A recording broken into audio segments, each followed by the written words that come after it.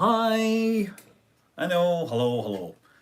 Yeah, this is just like our sort of impromptu live thing because frankly, I've had so many requests to talk about submarine Ocean Gate. And obviously, as soon as I heard about this on like Monday morning, I was like, okay, I'm going to expect the worst. I'm pretty sure this is not going to end up well because, submarines, when you're that deep, there is no way out, right? It's not like a spaceship. There are a lot of parallels between the going in a submarine and going into space, right? They are obviously sealed environments with life support, but they have different failure situations. Like in a spacecraft, you can have a pressure suit and you can like happily survive if there's a hole in the hull and you can re-enter and return. On a submarine, there is like a deep submarine basically doesn't happen because the pressure will kill you. The deepest the deepest scuba dive or whatever is not anywhere near as deep as this thing. So yeah, you probably heard. Yeah, let's rewind. Yeah, we heard about this Monday morning, which was already like a day after the whole thing. By the way, I'm not monetizing this stream because frankly, God, there's so many people cashing in on this awfulness. Yeah, respect the ocean, respect the thing, respect space. So yeah, look, we've all heard this has ended in the disaster that we sort of expected it would end on in when I first heard about it a few days ago. So the we all heard the company is Ocean Gate, and they've actually been doing like paid submersible tours for a long time. They bought a submersible back about 10 years ago, and they were using it to do like a exploration, right? So I think the first one was a submarine called Antipodes. They acquired it and they were doing like exploration. Yeah, actually, I'm just looking it up here, right? Then they built a second one. They for of their own design. You called Cyclops. Yes, I know this is a one my kids bought me. I think they found it in a thrift store around here. Well, it doesn't matter having. Look, put it this way: one of the saying you have no real submariners. Let's be clear. James Cameron is one of the world's leading submariner, and he just got into it because he was really interested in shooting the Titanic, right? Yeah, Cyclops one. It was made, I think, with a. Originally they were going to build it with carbon fiber, but then I think they built the thing out of steel instead, right? Yeah,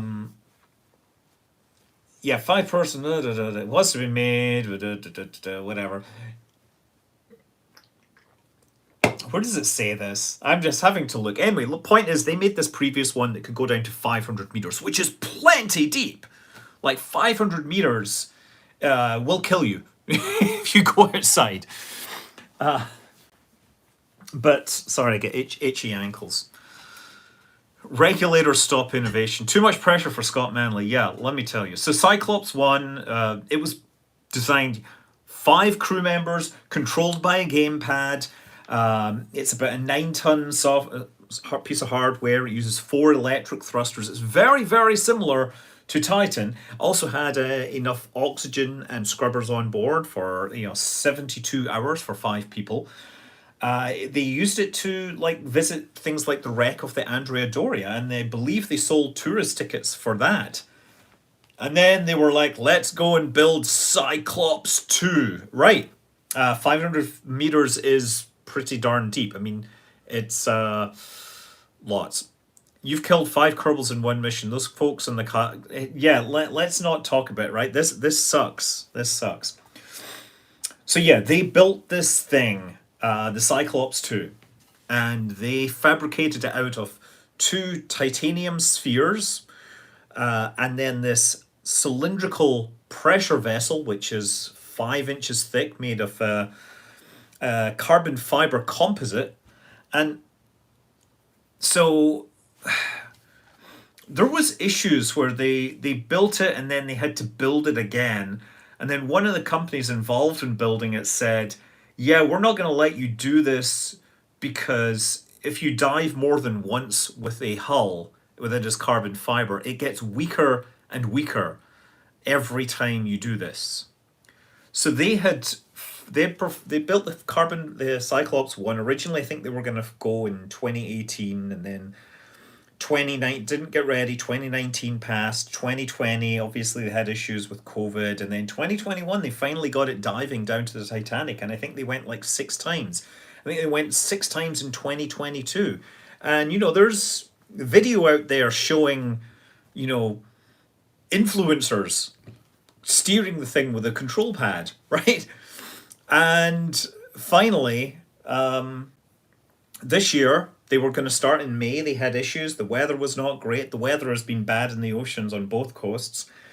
And finally, it got to go. It was probably going to be the only time it went this season. It descended, and about an hour, 45 minutes into the descent, they lost contact with it.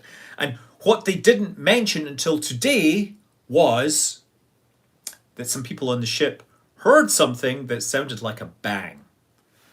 So, yeah, it was supposed to be able to dive to, depth in Titanic, which is about 4 kilometers down. And when you're that deep, there is nothing, if anything goes wrong, if you leak, you're dead. If you can't drop your ballast, you're dead because you run out of oxygen. If you run out of power and can't drop your ballast, you're dead. If the thing collapses, you're dead. There is no way to rescue that. So when I heard that they were out there and unknown, I was like, they're dead. It's a question of, have they died quickly, or have they just been stranded on the bottom, or are they maybe floating around? There was that small hope, but the fact that nobody mentioned this big bang is kind of frustrating. That they left this open there for a long time, left the hope out there. You just think, well, here's the thing, right? If you have water leaking into a submarine like that, it'll fill up, and as it fills up, the pressure inside will compress the air, right? And as you compress the air, the temperature is going to rise, and you're not going to drown, because you're either going to fill up so quickly that you get crushed by the thing and you get burned, or it fills up a little slower and you still end up getting crushed. Either way, it's not survivable. So yeah, but as of this morning, after they finally got an ROV on site, the Coast Guard had their press conference and they announced that they had found pieces. So the pieces are, the cone, which is at the rear of the sub. They found in a separate area the hemisphere from the front of the sub. Do I consider a Subnautica playthrough? Oh, it's not. I don't know where I'm going with this. I started thinking that this was something worth talking about, but man, everybody is just hammering me with quests. Anyway, the thing is, this points to a rapid failure, which would have made a lot of noise, and it apparently now has been revealed that US submarine observation networks were able to pick up the sound of this, and they relayed this to the Coast Guard, and the Coast Guard decided to, of course, continue working through this, which is absolutely fair. They hadn't located anything. There's all sorts of other things that could have made noises.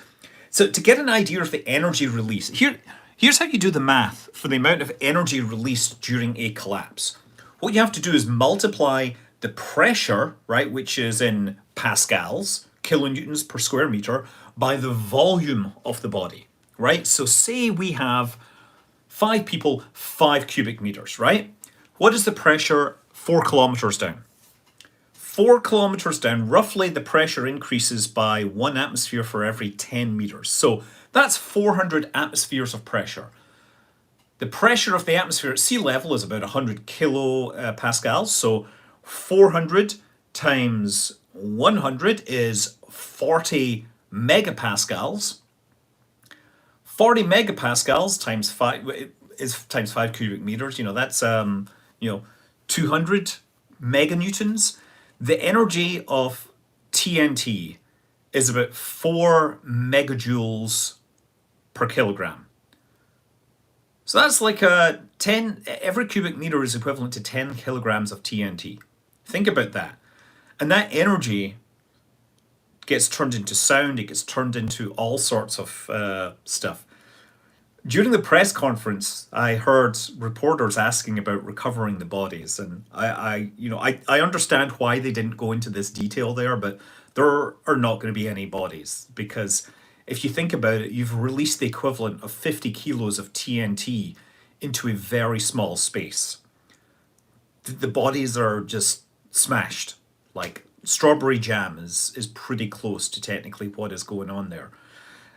Carbon fiber possibly is what failed. I don't know. We're going to get to see. Maybe we'll get to see some images and we'll get some idea of how this began to fail. But it is. I mean, it's obviously some interesting commentary on the fact that the CEO of the company that built this, the CEO that kept on pushing for simplifying and saying we don't need those tests, we can do it without it, we don't need to worry. He was on that sub and he's obviously lost his life. But then there's all these other people that weren't there, like this French guy that's visited the Titanic many times, like 38 times. There was obviously this father and son British businessman, and then there was a Hamish Harding, who is an explorer. And you might have heard of Hamish Harding because he actually flew on Blue Origin's New Shepard. So he's been to space. He has also been to the deepest part of the ocean, the Challenger Deep. Now, he went on a different submarine built by Victor Vescovio. The submarine is called the Limiting Factor, and it is a fine example for how you build a submarine, which is able to handle the even more extreme depths of the Challenger Deep, the deepest part of the ocean. The Challenger Deep is part of the Marianas Trench. It's the deepest part of it. And then even then, there's like two different parts, and they argue over what's what. So, yeah, Limiting Factor is that submarine. I think it's been sold on to a new company called Inkfish. I'm hoping that they continue to do this.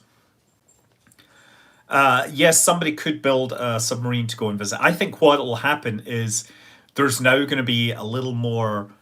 Someone is going to come up with some regulations that apply.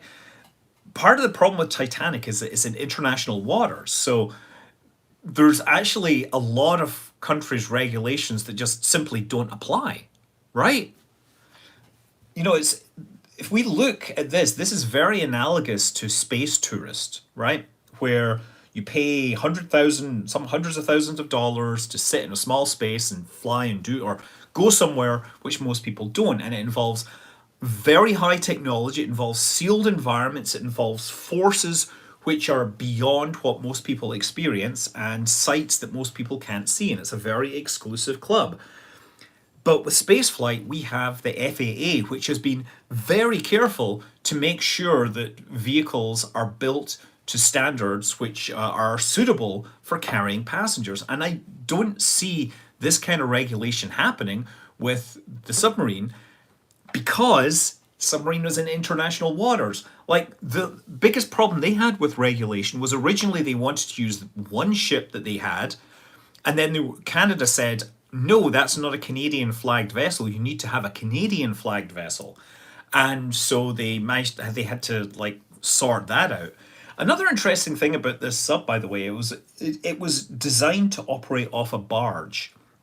And the idea was that hiring a ship or renting a ship with a crane that could handle a sub of this size was a lot more expensive than having a smaller ship that could tow this barge. And then the people would get onto the barge, they would bolt on the front of it and get inside, and they would, sit down and try not to get a sore back, bolt on the front, and then the barge, everyone would leave and the barge would submerge and the thing would go out there. Why isn't it tethered? Because if you have it tethered to the ship, then you require a roll of tether, which is a whole bunch of other complicated stuff. This was designed to be cheap.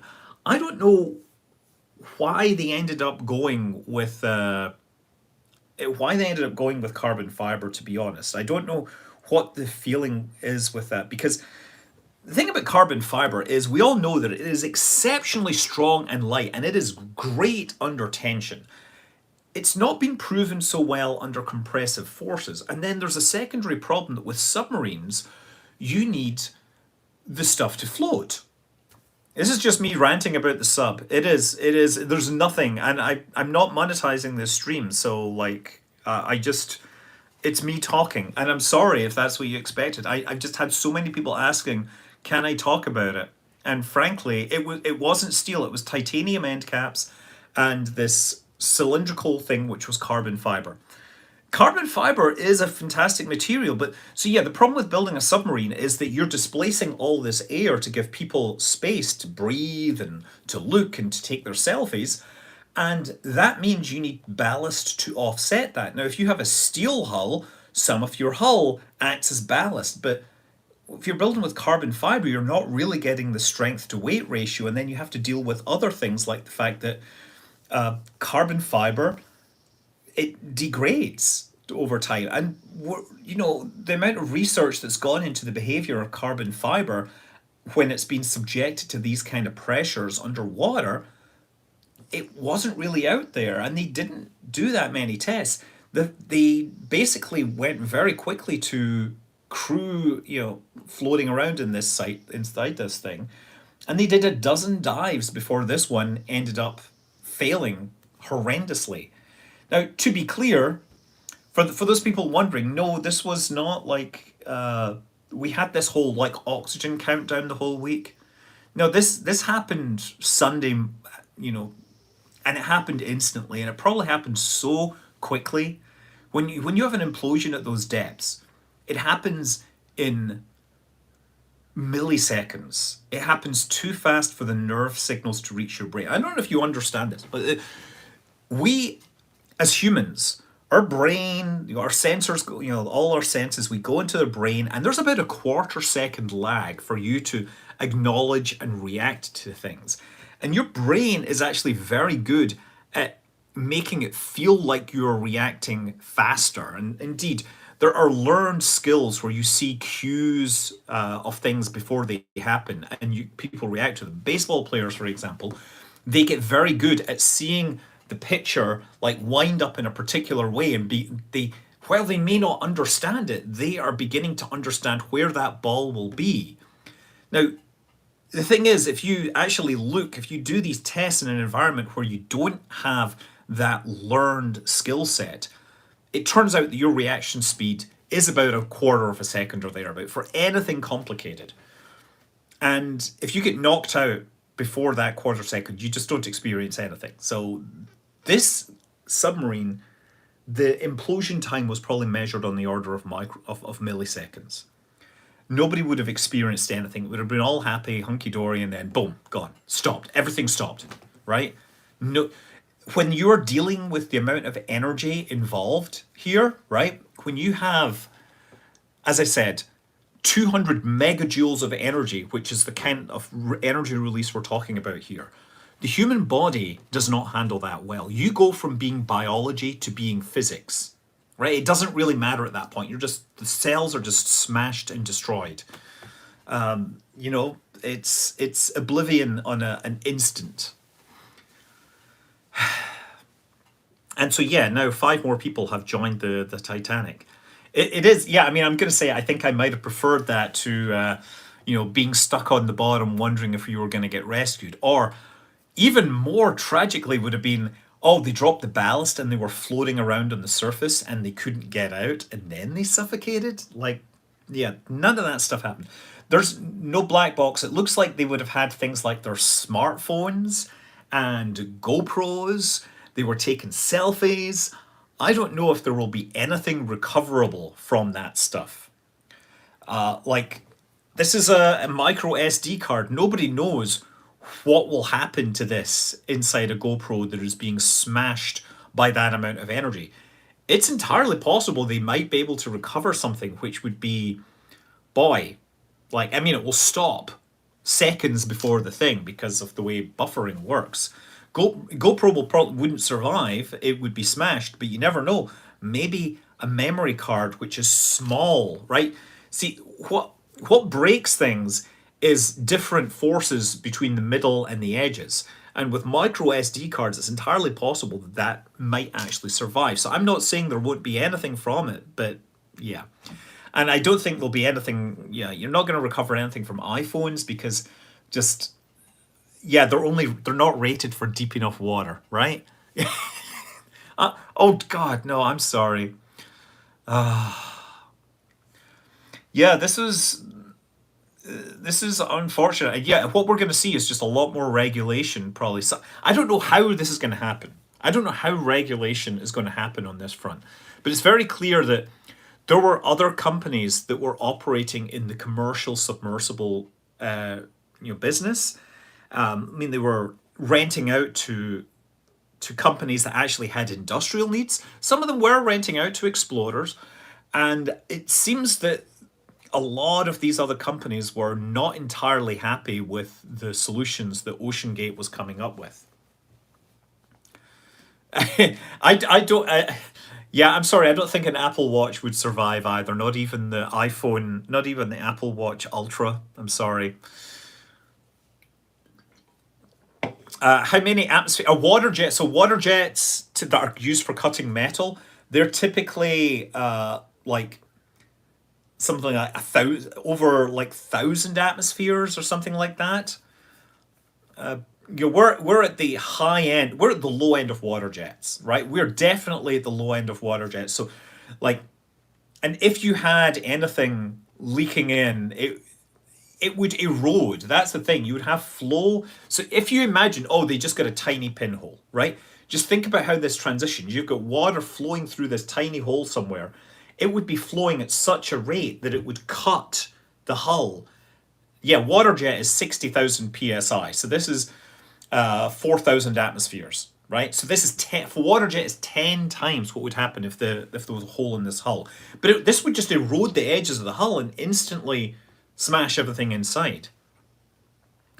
Yeah, every inch of your body getting hit by a freight train. That is roughly what we are talking about here. You, as I said, your body stops being biology and starts becoming physics. Water jets also have abrasives, and they also have special nozzles, which are usually made of things like sapphire. I cannot keep up with these various messages. You think the waivers are? I think the waivers will be fine. It is interesting, by the way, that of course in Florida, there's laws being made that basically absolves commercial launch companies from any liability lawsuits if space tourists take off and then something goes wrong. But there's no similar rule for submarines, right? It wasn't a PlayStation controller, it was a Logitech controller. But look, that isn't a big deal, right? Controlling things with a game controller is actually a really good idea. Because a game controller, if you think about it, we've been modeling and evolving towards the current generation of game controllers for the last 20, 30 years. And there have been billions of hours of human ergonomics tests and built-in understanding. Humans now, the average teenager comes out of their teenage years knowing exactly how to operate this. So it makes complete sense to use these as operation to operate anything. Like things like drones, things like submarines, things like operating the periscope on modern US submarines, which is apparently what they have. Now, they may have an industrial strength version. I don't think it's necessarily a big thing. I do think that I was concerned that they went for the cheap option with the Logitech rather than say something that had more timing on it. But Logitech doesn't make bad controllers. They just make, controllers which they can charge less money for. Yeah, there you go. Somebody is figuring out it's about 47 kilograms of TNT. There you go. Does it feel reminiscent of Challenger? I don't know. I think we're going to start to see more and more people talking about warnings that were made, because it seems that as time has come on, we've heard more and more warnings from people, more and more comments from people that worked there and said, we think more testing needs done. We think things need to be stronger. Like the whole story about the window not being validated to the correct depth. Yeah, comparing this, no, no. Well, actually, there's a lot in common. NASA definitely over-engineered stuff and then just simply ignored what concerns of engineers. In this case, it's more about the CEO like laying down the law being as cheap as possible. Now, I don't see that kind of attitude from Blue Origin, and given how long Virgin Galactic have taken, I don't see that they are necessarily skimping on their issues. Like they were ready to fly again. I think the biggest risk that Virgin Galactic took was their flight with Richard Branson, and they had the CEO on board. That was probably the riskiest flight they'd flown. SpaceX, well, they've already built their stuff out to NASA standards, so the tourists get to fly with that. Yeah, I remember that movie, Raise the Titanic. It would have been cheaper to lower the ocean. Copenhagen suborbitals, that's an interesting one. I don't know where their margins are on that. I will say that. Yeah, Virgin Galactic lost their aircraft due to, you know, pilots skipping forward on procedures, right? But yeah, I mean, it is interesting that James Cameron is actually one of the best known experts on this. He really has taken up submersibles as a big hobby, and I'm glad to see it. I think his design for the Deep Sea Challenger, they worked on that for a very long time. They came up with this idea of making a lot of the structure out of foam, which so here's the problem with the Challenger Deep, right? The Challenger Deep is like 8 kilometers down or something like that. It's some ridiculous depth, maybe more. And the pressure is so high that if you build a structural sphere that won't collapse under that pressure, then 11.11, they let it go 11.1 kilometers. It is ridiculously deep. So the pressure is so high that the even though you've got air in this sphere, you can never have enough air in this sphere that it won't sink. So by default, for most submarines, any pressure vessel you build will float because it needs to have air inside it, and therefore you need to have ballast. With the Challenger Deep, you needed something to actually make the pressure vessel float. And the first example is the Bathyscaphe Trieste. Now, the idea with it was you had the sphere underneath, and then you had this big vessel that contained petrol or oil. It contained lightweight hydrocarbons, the idea is. And so it was like a balloon that was kept buoyant by the fact that this stuff was lower density. And it was a very, very specific design that was only really valid for this very niche operation. So they went down like once, and that was it. Challenger Deep is so far beyond the capabilities that like the next person to go was James Cameron. And he built the Deep Sea Challenger. He obviously worked with an Australian company, and they wanted to make the structure with lots of foam in it. And they wanted to come up with a foam that wouldn't get crushed by the pressure. So they came up with this carbon fiber foam which contained little glass spheres with tiny with bubbles in them.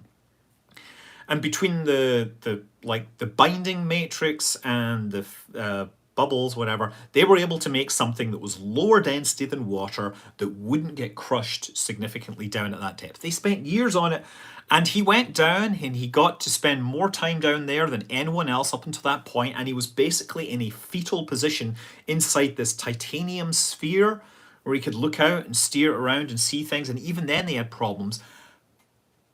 And then he went back up, and that was it. They did not go back down with that. The Challenger was actually passed off to another group who, unfortunately, I think it got damaged when it was getting transported across the country. The truck, I think, had a brake fire, and that caused damage to the Deep Sea Challenger, and so it never went again either. And so the next one happened was a guy called Victor Vescovo, and he was really into the idea of doing this, and they built the limiting factor. And I love that because, of course, the limiting factor was named after as a reference to the player of games. Do I have a copy of the player of games here? Oh dear. I have use of weapons. I have inversions. I may not have the player of games here. Oh dear, it is somewhere. So, oh, here it is. Yeah, the player of games. Yeah. I'm pretty sure the limiting factor is a GSV, or it's the DSV limiting factor, right? So yeah, basically a tribute to Ian Banks, who is my favorite science fiction author because the scope and the scale of his worlds were so vast and beautiful, places you wanted to live and places with dangers where, yes, you could just characters would actually die and they would go from being biology to physics in a fraction of a second, right? Yeah. Highly recommend Ian Banks. Yeah. So anyway, the limiting factor, they've used a similar concept. Interestingly, their design is wider than it is long. Like, so it's a big flat wedge shape. It's like a book, with the window at the front here, and it sort of descends. Yeah, they should have had something called the grey area. And so the limiting factor, though, that has been the one that has set the record. It didn't just go to the Challenger Deep. It went everywhere. I think it has been to the deepest point of all 5 oceans. It has gone to the Challenger Deep way more than any other submarine.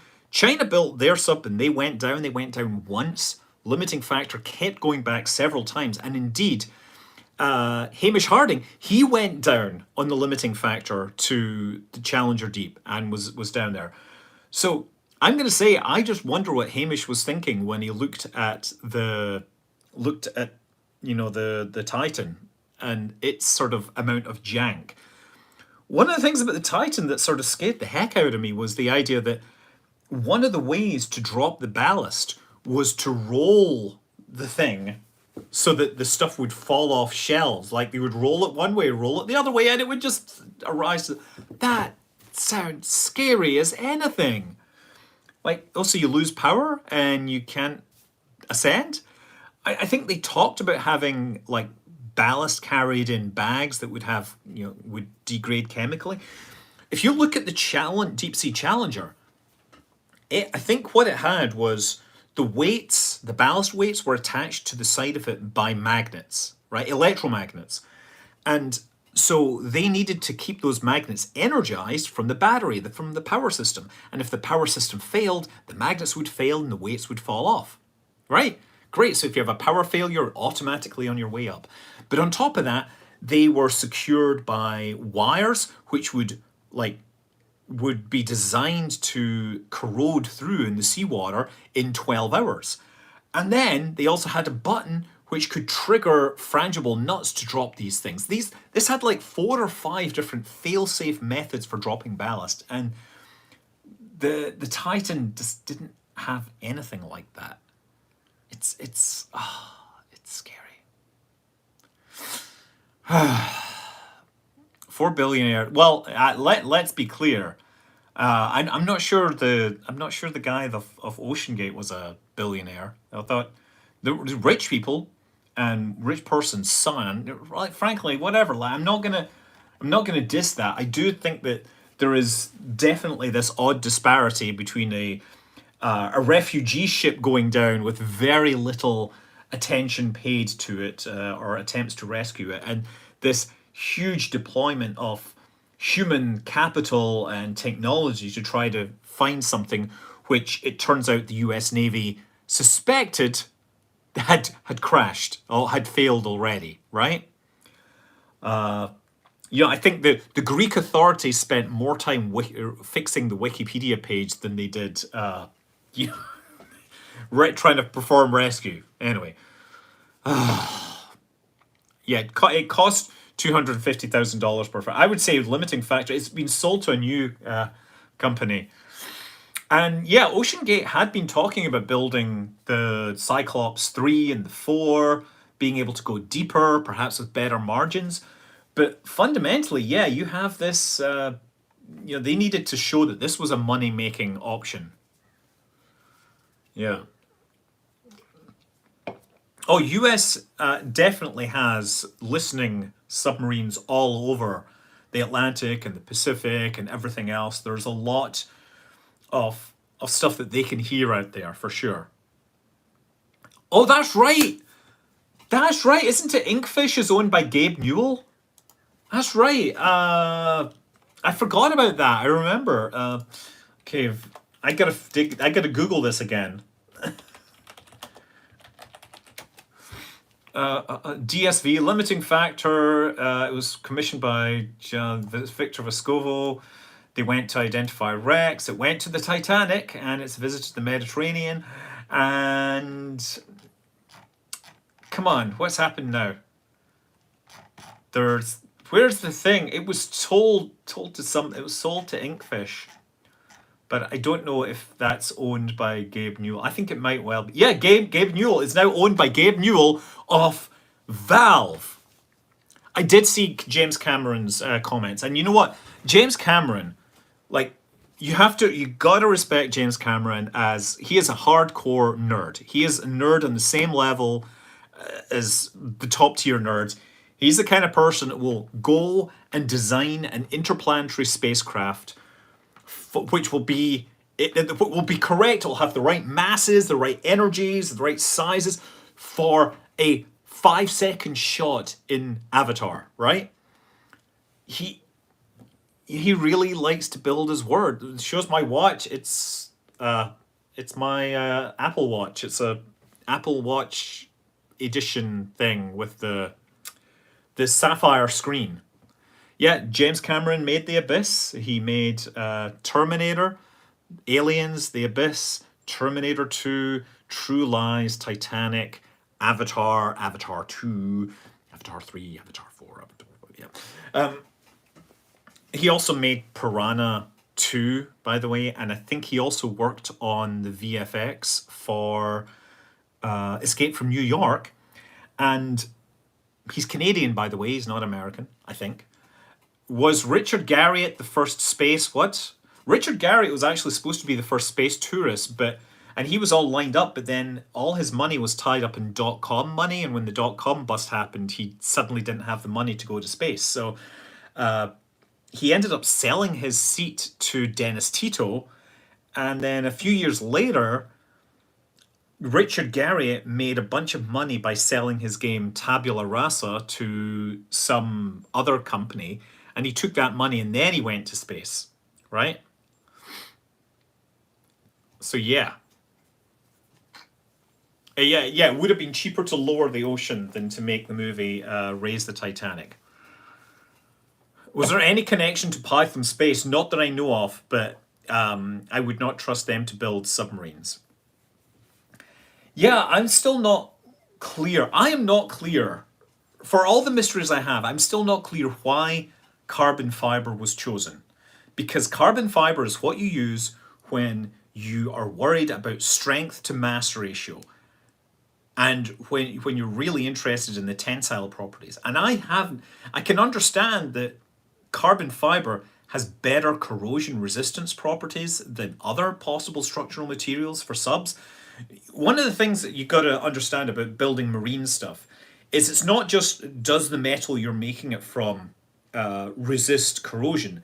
Does every metal it touches resist corrosion? Because what you'll get is a galvanic action where seawater is acting, say, on your stainless steel, and then something that's touching the stainless steel is corroding faster because of sacrificial electrons getting driven across. Now, carbon fiber still has this galvanic action, but it's not nearly as bad, and carbon fiber and titanium are apparently okay and resistant. But yeah, with carbon fiber, the problem is that when you squeeze it, you create point pressure areas where you have fibers breaking. And over time, those fiber breakages build up and your bulk strength starts to decrease over time. And eventually you can have a failure. Now, another thing that might happen, by the way, yeah, that's right. So thank you, Rocket Plane, is telling me that aluminium will corrode if it's in contact with carbon fiber. So yeah, this design, you had a hemisphere of what they did was they built the pressure vessel first and then built all the material around this. So you had this cylinder of carbon fiber 5 inches thick, that's 12.5 centimeters roughly, and then they built all their interior structure inside it, right? There's no wires running through the hull, ideally. You want to make sure you have the minimal number of hull penetrations. Now, on the back, you then have this structural ring which mates to the carbon fiber cylinder, and that's where you mate on then this hemisphere of titanium at the back. At the front, they had the same thing, but it was bolted on instead. So they could unbolt it, take the front off, have everybody get in, then bolt it up on the barge, make sure it's secure, and send it down. Now, look, I've seen videos of them securing this, and all the aviation mechanic people look at this and tell me, oh my god, they aren't even measuring the torque on those bolts. Wow, that looks like really crappy hardware. That doesn't look like fancy aviation grade hardware for something that is designed to handle 400 atmospheres of pressure. But you know what? It doesn't really matter because most of the force is pushing in against to hold it in place. You just need these bolts to be strong enough to make sure it doesn't slide around when it bumps into something, right? Yeah. Carbon fiber is better than aluminium for the application of airplane. There you go. I fly a carbon fiber aircraft. Oh my God, Wayne Lewis. Well, thank you for this, but I was really hoping that this would be. I was really trying to not turn this into like a weird thing where I end up making money. I'm sorry. What makes acrylic a good material for a pressure vessel? Well, it's acrylic is actually surprisingly strong when you make it thick enough. The problem actually they have, I think, with acrylic subs is that, first of all, if you're going to make it thick enough to make like a nice window, then it's hard to make it thick enough without having bubbles. So you need to have a very slow forming process where you agitate it and make sure the bubbles come out. Another thing I've heard is an issue is that if you build a spherical sub out of it, its thermal conduction is so low that people inside it get too hot, and that tends to limit your dive time. I'll say that is one advantage of carbon fiber over like metal, is that it stops cooling down as quickly. So one of the problem with metal subs is that they cool down a lot, and it's very, very cold at the ocean bottom, so you actually need heaters. Whereas with acrylic subs, apparently you don't need, yeah. You can make these really nice big spheres, but you can't go deep enough either.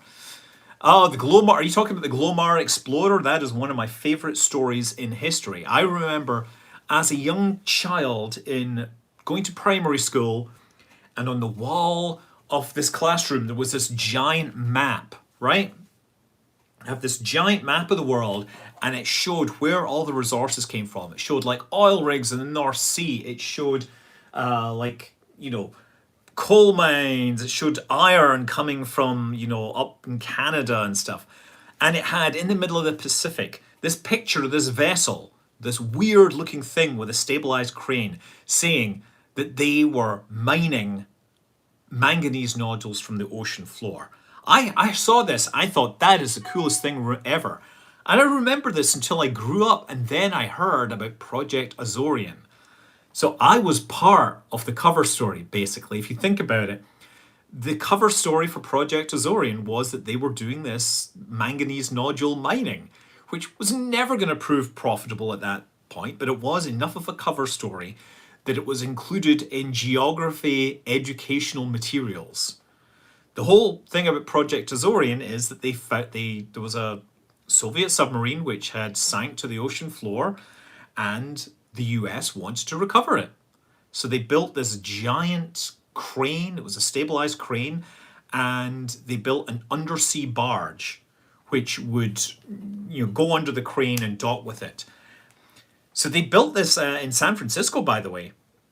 And they built this in the San Francisco Bay. They sailed out through the Golden Gate. They actually sailed the barge underwater so nobody would notice. And they met up at Catalina Island, docked the two things together, and then they went, of course, out to Hawaii, where they actually performed their mission.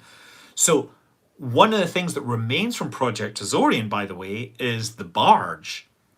The barge has been converted into a floating dry dock, and it's near Alameda, in the Alameda Canal, it's in the canal between Oakland and Alameda, right? Port of Oakland.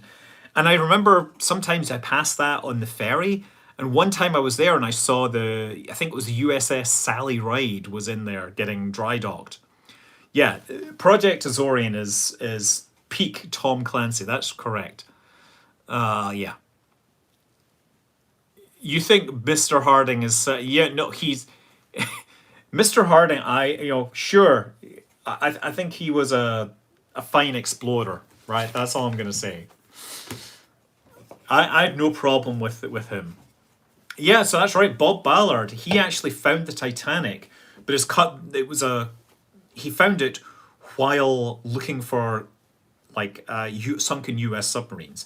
So he basically came up with his gear and he said, "Hey, if you fund me, I will go and find your sunken submarines." The U.S. military gave him the money, gave him the time, and he found the stuff that he was supposed to find so fast, and then he had time left. Yeah, it was a Scorpion and the Thresher. I think he went and looked for it, right?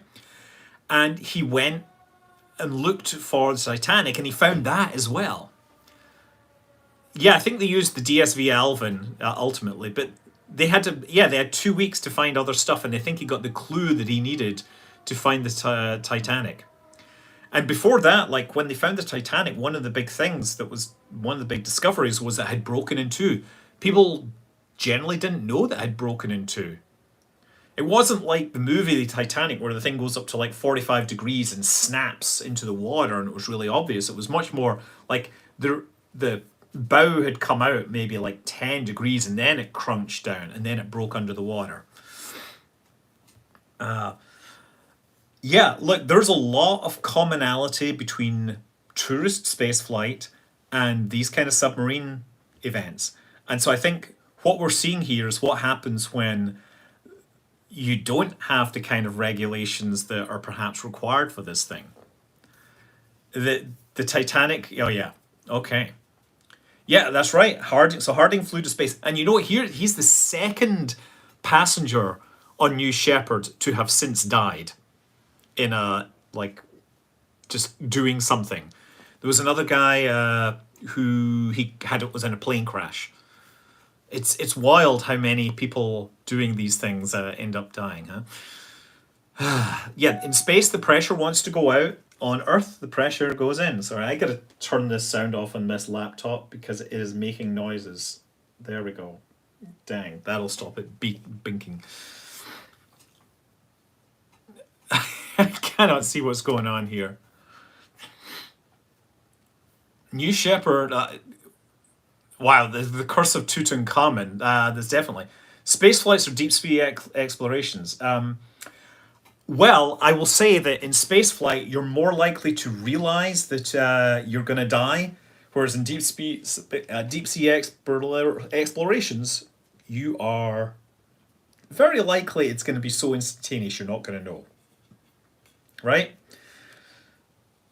Why couldn't it have been Musk or Zuckerberg instead? Yeah, we've added to the souls in the Titanic. Is it easier to rescue someone in LEO or the deep ocean? So yeah, the problem is returning from being deep underwater puts you in safer and safer territory, whereas returning from space, you have to get through the most dangerous part of the trip. The most dangerous part of flying to space is re-entry. That is where you are, where the energies are greatest. Going up, you have less problems, right? Sure, things can explode. You have flight abort systems there and everything, but yeah, let's not talk about the Byford Dolphin. That is, again, you do not need to know about this. It's hard to make a pressure vessel for deep sea than it is for space. It's absolutely true. But here's the thing: for space, you have to be constantly concerned about the mass, right? You got to be worried about the strength to mass ratio because have to make it as light as possible. For going into the ocean, you actually don't have that issue. You can make it heavier and heavier because you need it to be able to sink. Yeah, no, don't look up the Byford Dolphin. Don't imagine it. It is just, yeah, nasty stuff happens. The ocean is like space. Respect them both. Never turn your back on the ocean, right? This is going way too fast for me to read. Oil, yeah, yeah. Oh, there's worse things. I mean, there was a story about a ship that sank with a decompression chamber on the deck. That was a horrible situation as well, where it's like, hey, you've got like 3 days worth of oxygen in there, but you're on the bottom of the ocean now. You're divers. You don't have the gear. Tough luck. Yeah.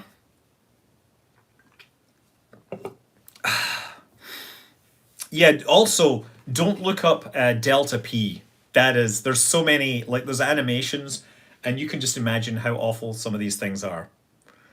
Yeah, Futurama, how many atmospheres can this hull take?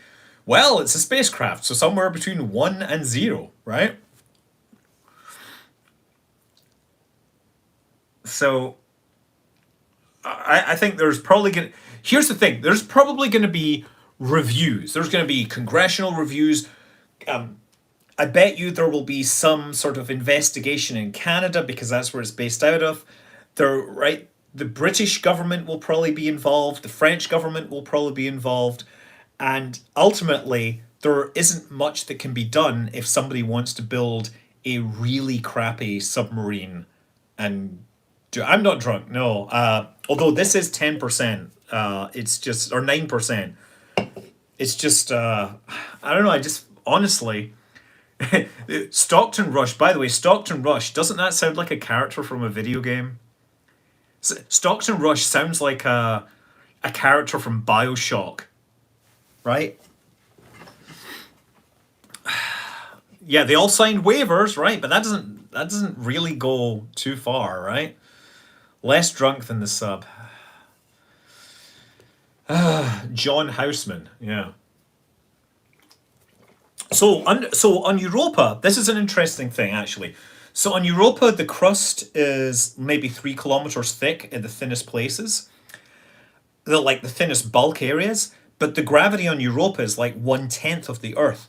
So you go down and you have like equivalent of being 300 meters underwater, and that's actually not that bad for a submarine. I think I should probably check my numbers on this. Let me go and Google Europa. I think I remember correctly that it was within the realm of, it was right at the upper end of what technical divers could handle, right? You would have never gone in that vehicle. You're a 20-year submarine vet. I'm not surprised. Like, I would have probably wanted to know more about it. But yeah, this guy, Hamish Harding, he went on the limiting factor and then he went on this. He climbed like all the mountains. He flew to space for like 5 minutes. He had a pilot's license, right? He knew how to assess stuff.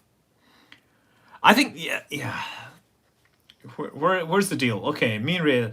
Surface gravity is 1.34. There we go. So I think I figured out that Europa is definitely at the upper end of technical diving, but it's not impossible to swim under the ice of Europa if you find a relative place.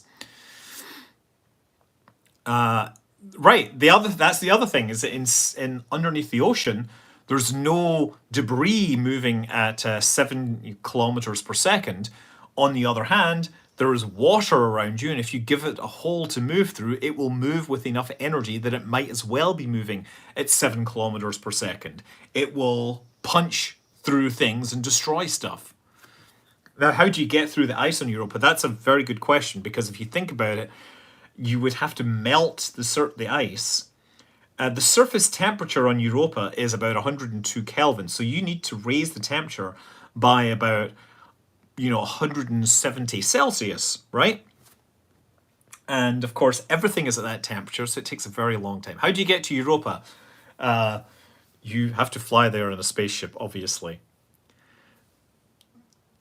This is going past too fast. Is there anything that I can help you with here? Anything that you want to understand that I can talk? Is there any questions you want? Plutonium sphere on a wire. There's a great idea. You know, actually, just well, never mind. Should turn on slow mode. You know, I am not this. I'm not doing this professionally. I am just hanging and talking about things. What are the Ian Banks books about? So they're about high adventure. My favorite one is Accession. Right, Accession. It focuses on the mind. So you know how AI is a big thing. Yeah, well, AIs are nothing compared to the minds of the culture. The minds are thinking machines that are immeasurably intelligent and think on time scales us humans can't understand. So, yeah, the culture is a sci fi universe where you live in a post scarcity society. That is where technology has brought an abundance of everything to anyone, and you can live like in a permanent Burning Man environment where you can make art, you can just hang out, you can, go places because you have the spacecraft to do this. There is nothing stopping you doing what you want unless what you want to do is gonna annoy someone else, in which, like, you can't screw over other people, right? So it's like this ultimate freedom, but the freedom doesn't extend to doing nasty stuff to other people.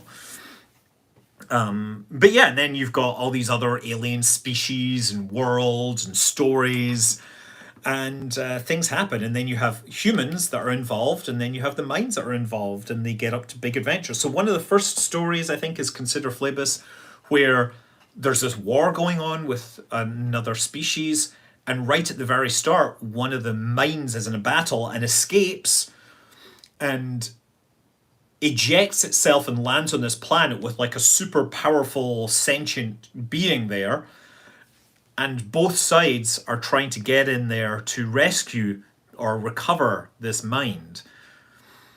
And there's agents that are involved. It is fantastic. It's so good. The Underground Rail. Yeah, there's so many great moments in this thing. Player of Games is another one. Use of Weapons, Accession, the Hydrogen Sonata, Look to Windward. They are all so many great. Yeah. So yeah, Elon obviously is a fan. Jeff Bezos is a fan. Yeah.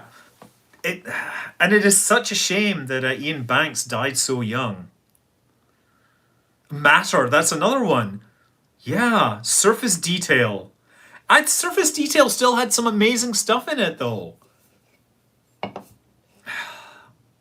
Oh, the Orbital Launch Mount Showerhead.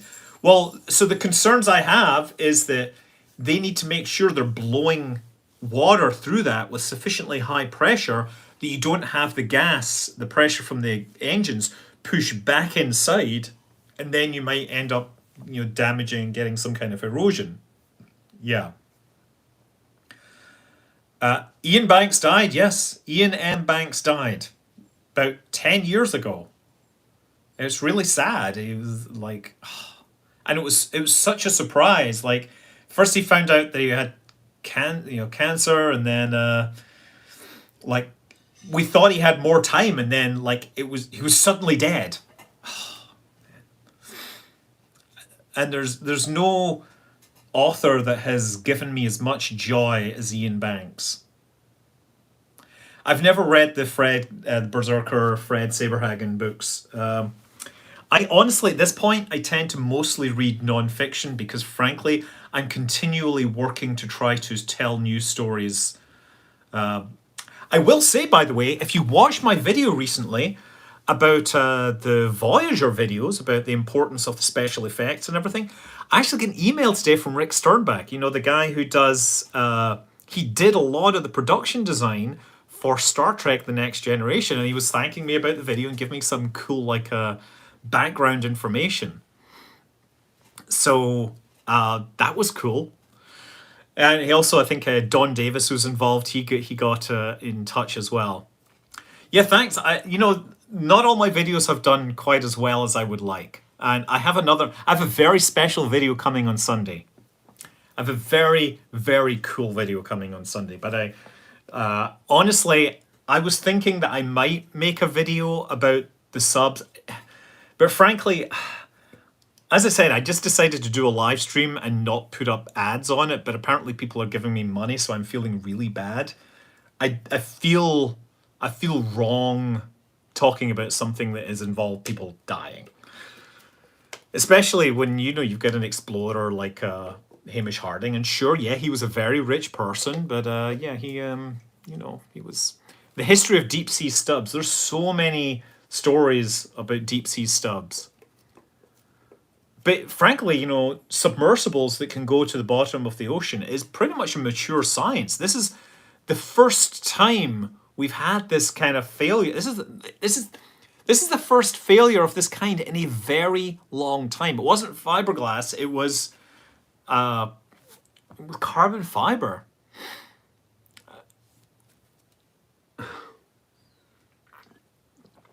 Yeah, there's a lot going on here. How are dissimilar things like titanium and carbon fiber connected? I am not actually sure. I am going to say that I am not actually sure how they were connected, but the interfaces are obviously very important because you need to transfer this huge load and transfer it in some way that it doesn't slip and also doesn't put undue stress. So the interfaces are probably the most important thing. And honestly, if I was to say where this might fail, it's most likely at an interface between the titanium and the carbon fiber, or potentially the window at the front. But we have not seen anything. What we do know is the front and the back are sufficiently far apart that the center collapsed and these things popped out sideways. But that could also mean that like you had a failure on the front window, and that would have had the same effect. But it looks like, I think if you had a failure of the front window, then you might not have shattered it. You probably wouldn't have shattered the carbon fiber into as many pieces. How does fusion and fission both release energy? Because I'll tell you why. Because you've got this U-shaped curve of energies, right? With atoms, every time if you start with hydrogen and you add protons and neutrons to make helium, then that is a much more stable state than a single proton, right? The proton is attracted in because of the strong nuclear force. And so that means there is energy released as you fuse hydrogen to helium.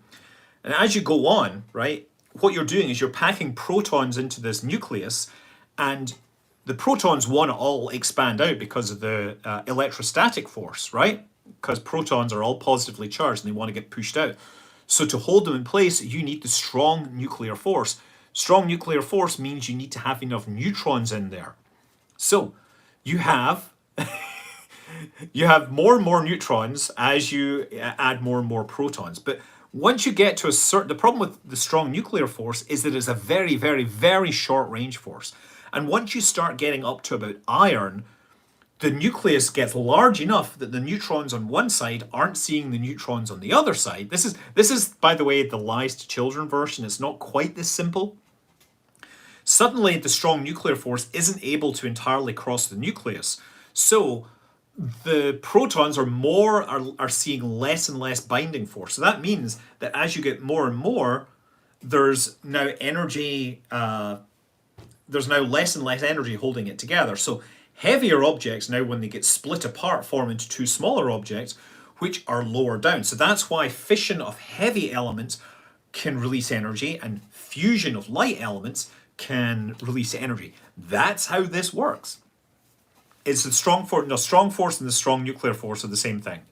There's the weak nuclear force, which is very important for beta decay. That's for interactions between leptons and baryons and things like that, right?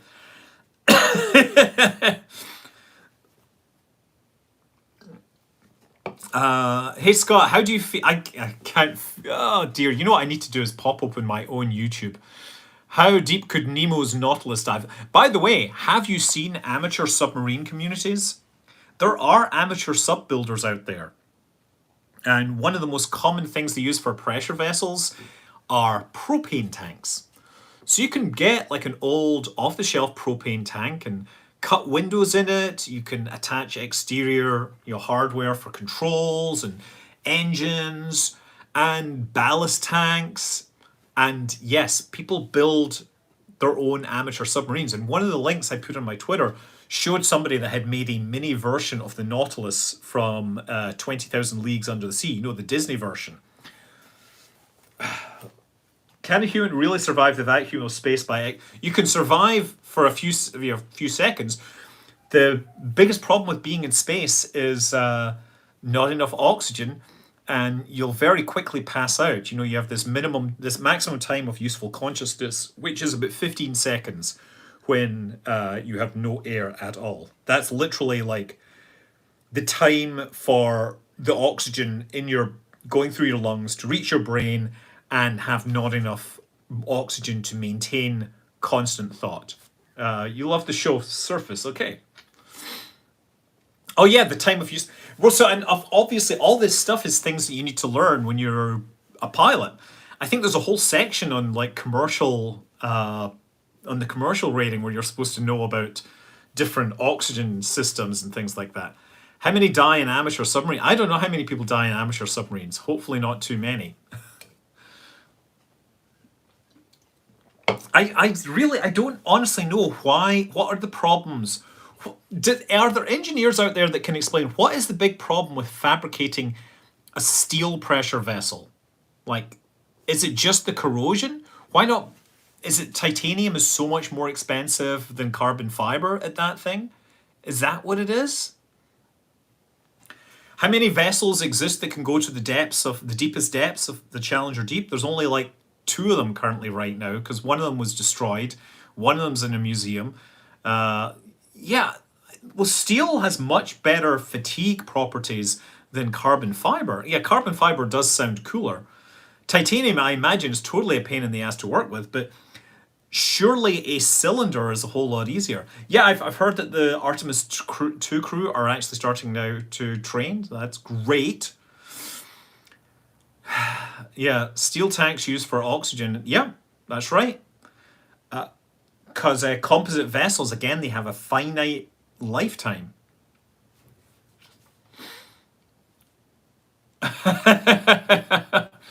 Okay. Dear, somebody's sending me text messages. Wait a second. So, somebody's asking me a question that I need to see.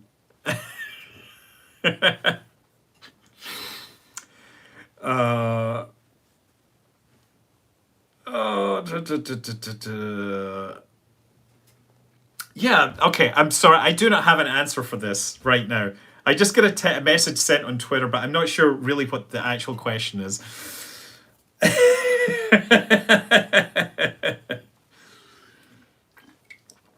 There's a lot of things that were said. Let me tell you, there were a lot of things that were said by the OceanGate people, which may or may not be consistent with actual realities of operating these things. Well, so that's the thing. Someone's talking about breathing helium. So there is, you know, this whole thing about nitrogen narcosis. So where if you start diving with nitrogen, oxygen atmosphere, as you get deeper and deeper, the nitrogen starts to act like a drug. And so what you do is to go deeper and deeper, you replace it with helium. And the great thing about that is it allows you to go deeper, without going crazy, but your voice starts to sound like Mickey Mouse. Now, beyond that, you can actually go even deeper still if you use a hydrogen-oxygen mix. But who's crazy enough to do that? Because we all know what happens if you mix hydrogen and oxygen near an open flame. Boom. And that basically sets the limit for what the body can do. But the whole liquid breathing thing that you see in the abyss, legitimate technology which has been investigated and tested and may or may not be used for reals. But the problem apparently is that if you use like a liquid breathing system, the problem I've heard is that like the lining of your lungs starts to get circulated back in the fluid, and then once you get rid of it, you have to go on antibiotics to stop yourself getting an infection. Yeah, I mean, it is amazing if you think about it that the largest animals in the ocean can't actually breathe underwater, right? Whales, they go very, very deep, but they can't breathe water, right? They they have to come to the surface to breathe. And interestingly, there was a paper a few months ago about hammerhead sharks. So hammerhead sharks, they obviously have gills and they get oxygen from breathing through the water. But hammerhead sharks, they now know that they will go deep, deep, deep to hunt prey. And when they do that, they're going into much colder water. So what they do is they hold their breath, they close their gills, so they're no longer driving water through them. And so these sharks are basically holding their breath as they're diving deep down so that they can hunt things, and then they come back to the surface and open up their gills and start breathing again. Why is the Titanic not crushed now? Because the Titanic, it flooded with water and then sank. The thing about being crushed is that it has to happen relatively quickly. There are things inside the Titanic which were crushed. You can find, for example, bottles where the corks were pushed into them, for example. That's one example at that depth. You know, like if you go deep enough down, the pressurized air tanks that divers use, the water rushes into those. Instead, how do you know the Navy? How did I know the Navy knew this? Because the Navy had to. It was in their business. They should have known. If they didn't know where that was, they would not be doing their job correctly. Yeah. The Polar Prince must have heard the implosion. Why is the Titanic not crushed now? Because if you fill up your pressure vessel with water, then you can't crush it. But if it's empty and full of air, then that will be crushed. So the Titanic didn't have air in it, it had water in it because it had sank, because it had hit by an iceberg. That's why that Titanic is not crushed now. Also, worth noting that the people, were cases of like shoes and stuff found next to the Titanic. The people that were on the Titanic, very few of them, well, people were obviously inside the Titanic, but they would have made it and probably died. But if their bodies were sunk down slowly, they wouldn't have been smashed to pieces, smashed to a fine pink mist by the pressures involved here. Yeah, he's trolling me, whatever. Titanic is actually, it's not just corrode. You know this, the corrosion inside those little, inside the rust molds that are flowing off it, there's actually organisms that are converting the iron into energy. They're metabolizing the iron in the seawater. And so there's life that is living, that is eating Titanic. Think about that. That's wild.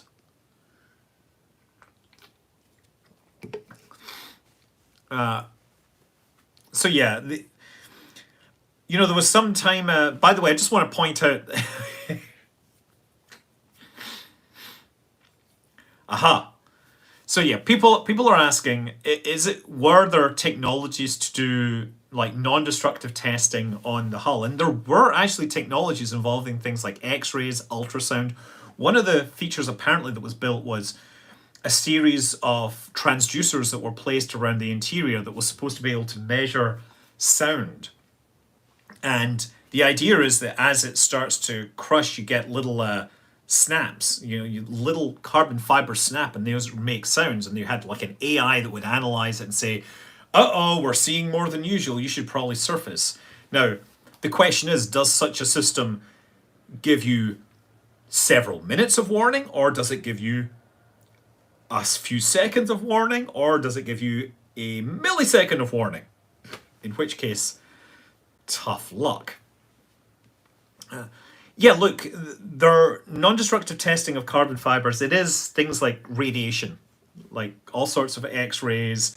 And the other thing you can do is you can put sound, right? You put sound waves through, and as the carbon fiber is damaged over time, the characteristics of how it propagates sound changes. And so you can actually evaluate changes in the carbon fiber, even if you might need several versions before you can evaluate where a failure is imminent.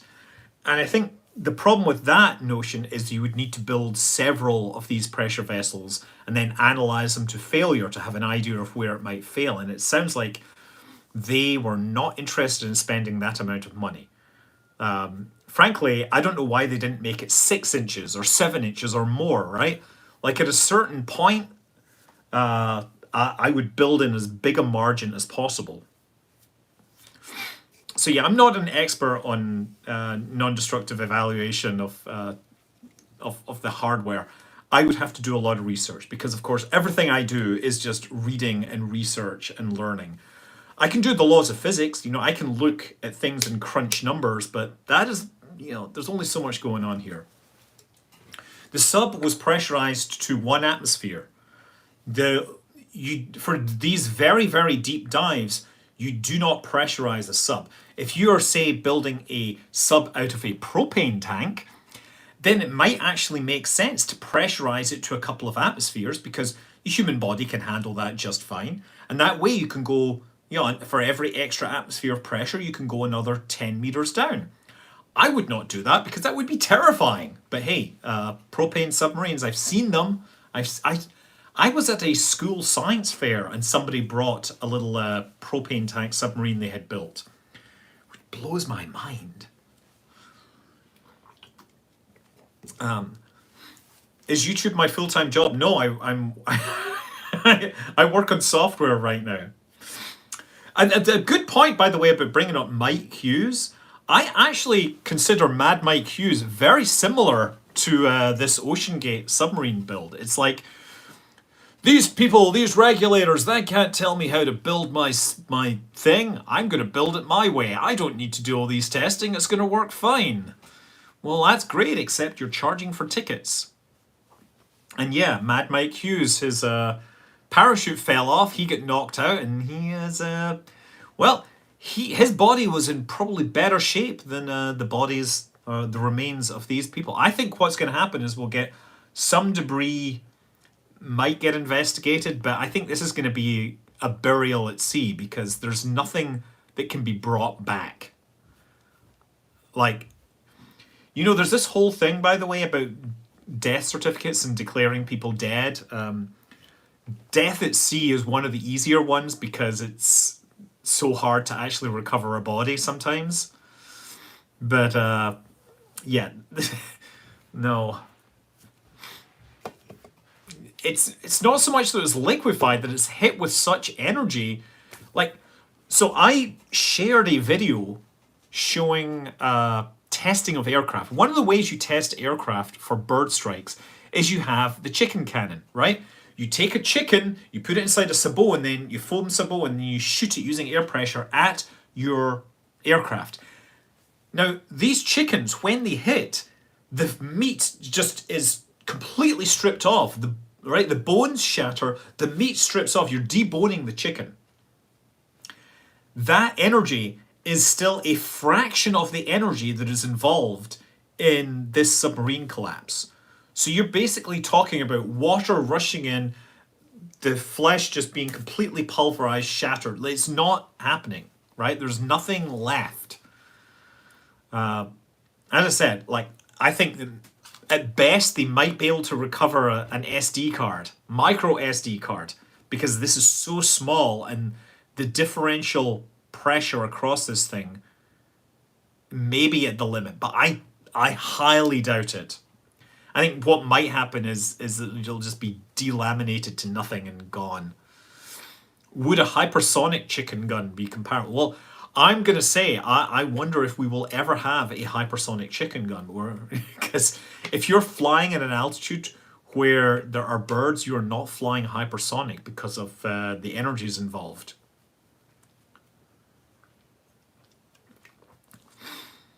The salmon cannon. There you go. Yeah, that's a good point. Actually, a ring might have survived. That's not so ridiculous, actually, that a wedding ring... Has anybody... I guess someone might look at the bodies, but it's going to be very hard to find. I don't know. I'm worried that they're not going to release pictures of the site because there's just going to be identifiable human remains, and they will, out of respect for the victims, I don't think they're going to release photos, or if they are, they will be very heavily edited. So we're really going to rely on the government's, the authorities' desire to figure out exactly what happened. And frankly, I think what they'll get as far as saying, yeah, these people pushed the limits and that's it. Yeah, yeah, we might be able to see the titanium bulkheads. We might be able to see the external parts, but I'm most interested in fragments of recognizable fragments of the vessel. Yeah, India has now joined the Artemis Accords, and India may send astronauts to the space station in 2024. Presumably, this will be on a SpaceX spacecraft because Starliner is not happening. Yeah, there's no. I don't think there will be any DNA recovered. Or maybe you could require recovered DNA and grow it out. I don't know. No, I don't think hypersonic bird the Roswell. Yeah, I know. I don't know where on the game, which button you push on the game controller to pay respects. I'm sorry. I missed another message. India are developing their own spacecraft, but obviously we're doing our own thing. My current live stream. Yeah, let's watch this.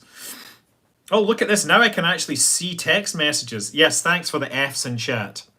But what button do you push on a Logitech thing? So what's my take on the galvanic corrosion between carbon fiber and titanium? I am told that it is a non-issue, but aluminium would be really bad. That's what I'm hearing. Yeah, you and my dad. I like to think that I get along with a lot of people. Oh, hi for a Welshman in California. Great. Hello. How bald am I? I have to cut this every week or so to keep it that way. I'm only really balding along here. This is all carefully cut and shaved off. It's not just an efficient hairstyle for aerodynamic reasons. It is an efficient hairstyle because I don't need to pay hundreds of dollars to get my hair cut. I just go and I do this myself. Yes, I know, I'm making all this money on YouTube, right? I'm making so much money on YouTube and I'm cutting my own hair. Why? Because I can. Because it takes so much less time. I hope you're enjoying my aviation content because I'm enjoying my aviation content. Oh, yeah, no, like hairdresser. Have you never been to hairdresser these days? Electrolysis and never worry about it again. I want to be lazy at some point. If it increases... So, yeah, one thing I do want to clarify, by the way, when I heard that when I first heard about this, I heard, like, when I first heard Monday morning, problems, whatever, with this, and I was like, well, odds are they're not going to drown. Right? What? Whoa! Oh my god, Lee M? Wait, really? Good lord, Lee M? Wow, that is wild. That's a big number for this. I hope it's not Lee Manley buying me a birthday present. I actually have a nephew, Lee M. That's wow. Yeah, this is serious. Why don't I donate the money to a whale charity? There's an idea. So it was, yeah, no one was going to drown on this thing, right? Because what happens, right? Either they're instantly pulverized. If there is a leak, then the water flows in at a sufficient rate that it basically squeezes them and they get too hot and the lungs stop working before they drown. So they don't drown, they get squished. The only way they would have drowned is if they somehow made it to the surface and then started leaking. But yeah, that didn't happen. I feel really sad. I do feel really sad. It sucks, and I don't know. Like, this is why you're not. Oh dear, this thing here is coming around and saying hello. Yeah. Have I seen the data for 5 quark protons containing charm quarks? I have not.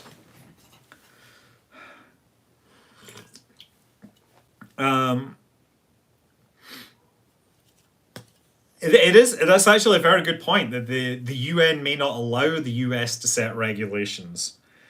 So, I mean, I don't know how. I'm sure you can. It is definitely possible for the US to make life hard for companies, but then again, there's certainly people that don't want to put regulation in the way if it will impede with business.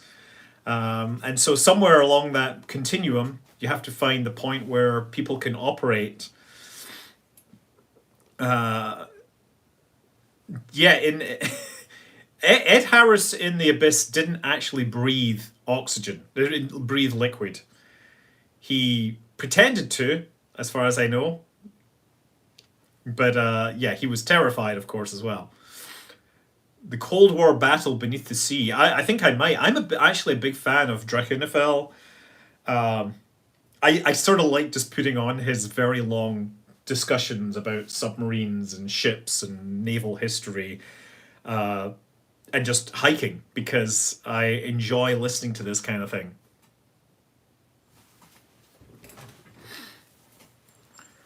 Yeah, the rat was the only actor that did the liquid breathing thing in The Abyss. That is absolutely correct. It was the only one to actually do this.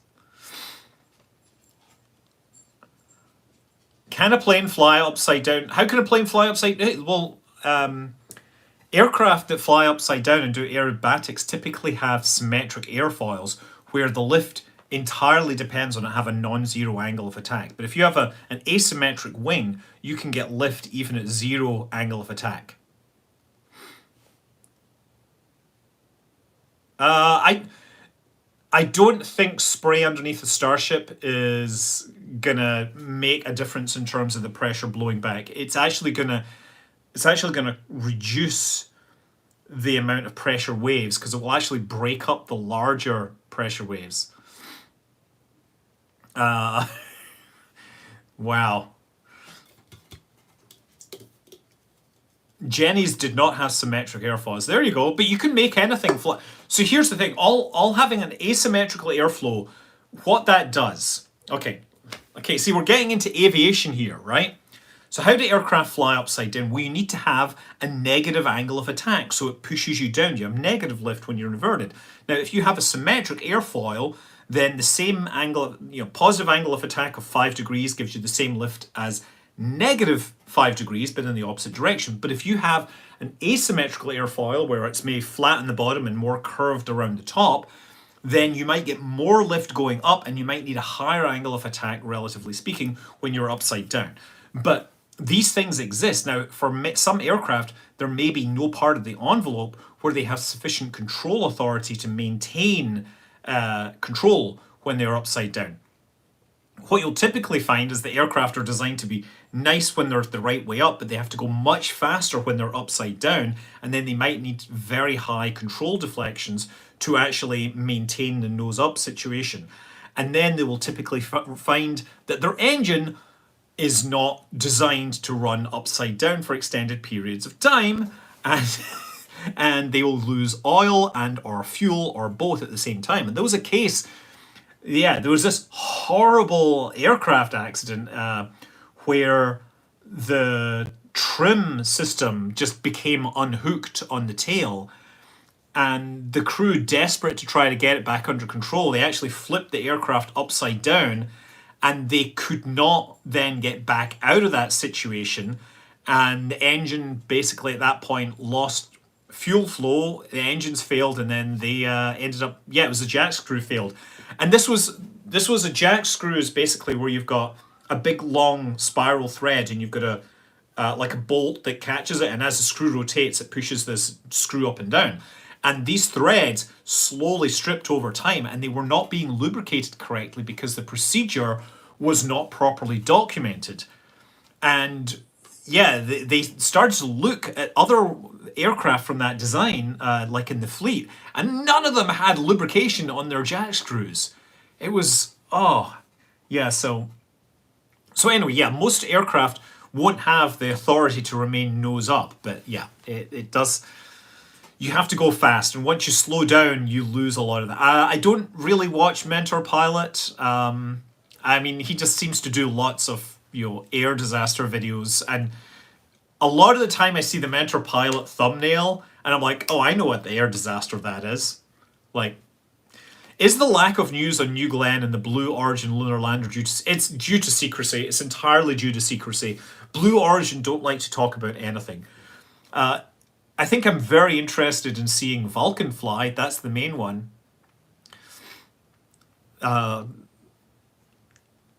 Do you think SpaceX made the right call to move away from carbon composites and run?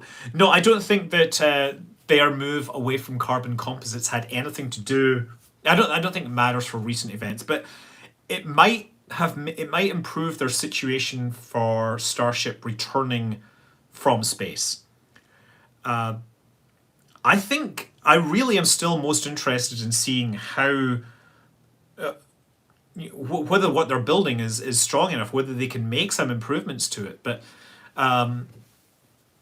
one of the things that Elon talked about a long time ago was using an alloy of stainless steel that got stronger when it was used at cryogenic temperatures and had a strength to weight ratio that approached that of carbon fiber.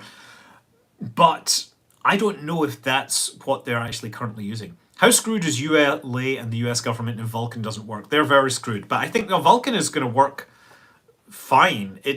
I don't have any concerns about Vulcan flying eventually. I'm concerned mostly about how long it remains viable, because the US government wants to have a second source for launch vehicles, and ULA is the game in town. I don't see Rocket Lab Electron being able to fit in for that big scale, thing. The other thing is that the really big geostationary satellites, like the one we just had launched last night on the Delta IV, see this Delta IV? We had one of those launched last night, and it carried a big, heavy payload into geostationary orbit.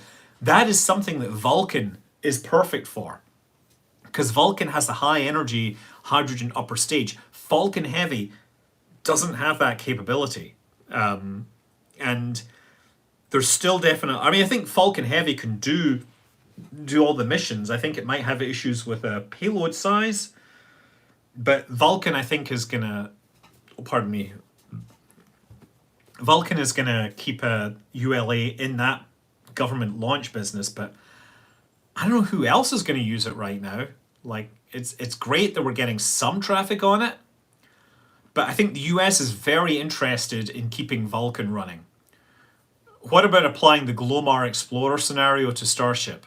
Well, as I figured out, actually, that the water that Starship crashed in is, there'll be debris in water that is attainable by humans that are good technical divers. The hard part is finding it. I'm still sort of surprised that no amateurs have gone out looking. Imagine, yeah, exactly. Do I know who... I know who Hoot Gibson is.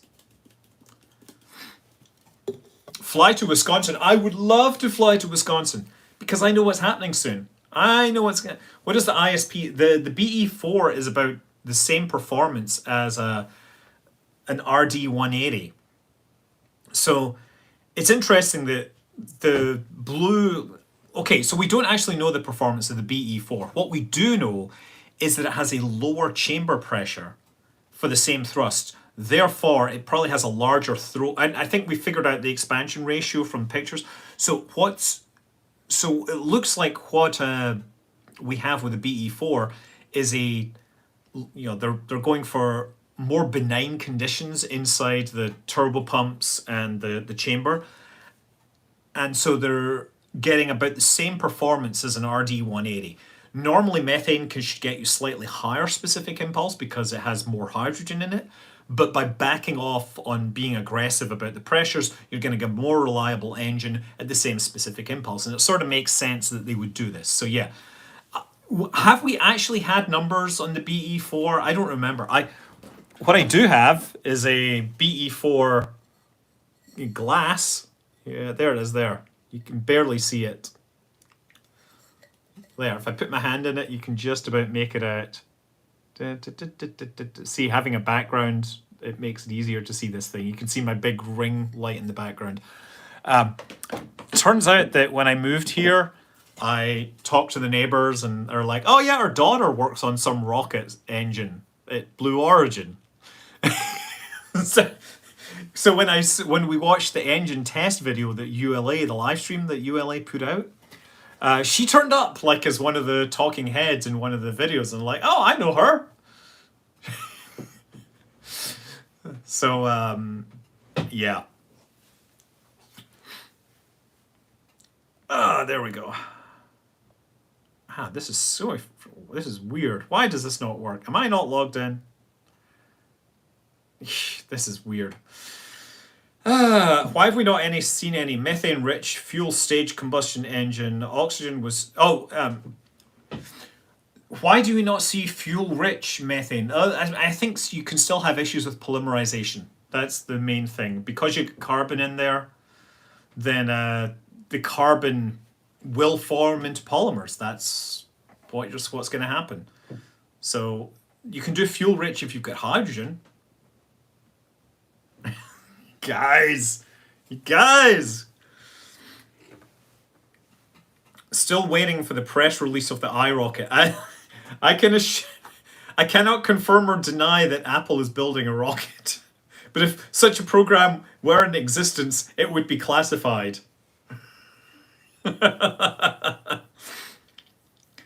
Is there a planned replacement for the ISS? There are 3 planned replacements for the ISS, right? First of all, Axiom are launching space station modules, which are going to attach onto the front of the space station and extend it. And eventually, when the space station is reaching its end of life, they will undock those into their own individual space station, right? The second one is the orbital reef, which is like Blue Origin and Dream Chaser and Lockheed and all these other companies.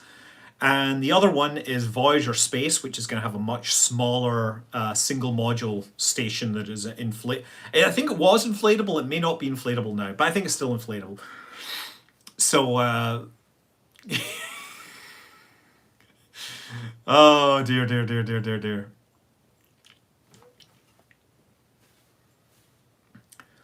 Axioms does seem the most realistic, but Axiom have a lot of money. So all of this stuff is sort of getting partially funded by NASA. That's the whole point. NASA wants to have commercial low orbit destination. So CLD, commercial LEO destinations. And they want to make sure that the US has options available to them. Do I think Musk can deliver on a 6 to 8 week Starship launch? No, but Musk always sets aspirational goals which he frequently misses, but that's the whole point. Like, he pushes his people very hard. I don't know if I think there's such a thing as Elon time, multiply it by about 3 and you get close to the real thing. I think they'll be lucky to get another launch in this year. And I think that there are all sorts of technical things. I don't think the FAA is the holdup.